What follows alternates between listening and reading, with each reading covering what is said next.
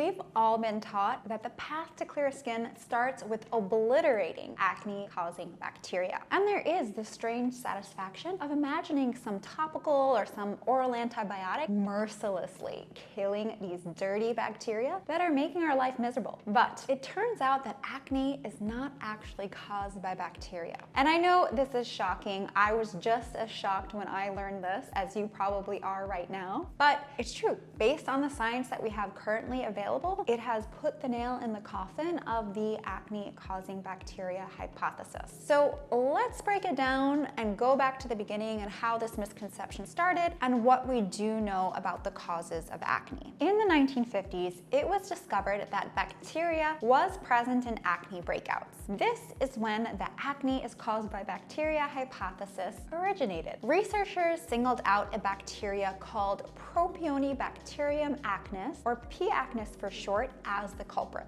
Now, based on our more modern understanding of this particular bacteria, it has actually been reclassified and renamed Cutibacterium acnes, or C. acnes. So that is what I'm going to call it in this video. Now, coincidentally, penicillin, the first antibiotic, was discovered a little while earlier. So researchers gave it to acne patients with high hopes, but it didn't work. Soon, other antibiotics were developed, like tetracycline, which did actually prove to be somewhat effective for acne. So doctors began prescribing it to acne patients. And that is when the war on acne-causing bacteria really started. And to this day, antibiotics are still the most commonly prescribed drug for acne. But in my personal opinion, they shouldn't be, and I'm going to explain why. Since the 1980s, evidence has been mounting that the C. acnes bacteria has actually just been a scapegoat and not the actual cause of acne. So, for example, and I'm going to link all these studies below, several studies have found that the C. acnes bacteria, the one that we have been trying to obliterate, is actually a commensal or good bacteria. In fact, C. acnes bacteria is found even on healthy and clear skin in equal amounts as those with acne. Additionally, it has also been discovered that C. acnes bacteria is not found in all acne lesions, further supporting the notion that it's not actually the primary driver of acne as was once thought. We've also learned that in the timeline of pimple development, before the pores get clogged or the skin produces too much oil, or you end up with a big red bump, inflammation is present in the body at the cellular level. This has even been found to be true with so-called non-inflammatory acne. Now, in fact, there has been so much evidence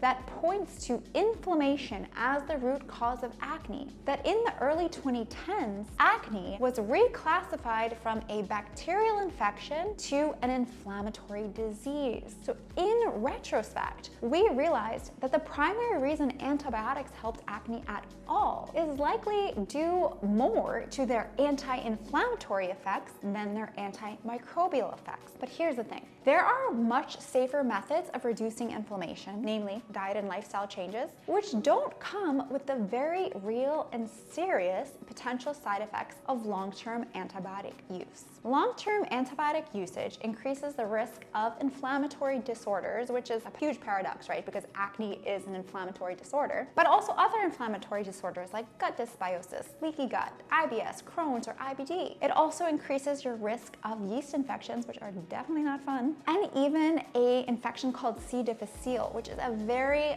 very gnarly and serious gut infection that can actually end you up in the hospital. So let me clarify that I'm not saying don't take antibiotics ever, when they are used properly, meaning when they are used for bacterial infections, and when they are used short term, which may be a couple days, a week, totally fine, totally beneficial. The problem with antibiotics is when we use them for non-bacterial infections and we use them really, really long term, like several months or even years. When you use antibiotics long term, this is what increases your risk of these side effects. Now, if acne is caused by inflammation, what can you do to reduce inflammation and clear your skin naturally? Well, for starters, you can eat more whole foods and reduce processed foods. Inflammation starts in the gut. You also want to focus on restoring your gut health, which is where inflammation starts. You can do that with probiotics, fermented foods, bone broth, and removing foods that spark inflammation. You also want to make sure you're keeping your blood sugar stable through a low glycemic load diet, and you want to find activities that reduce your stress levels, such as breath work, yoga, meditation, exercise, nature walks, or similar. You don't need to do them all, but you do want to get a handle on your stress and find something that works for you.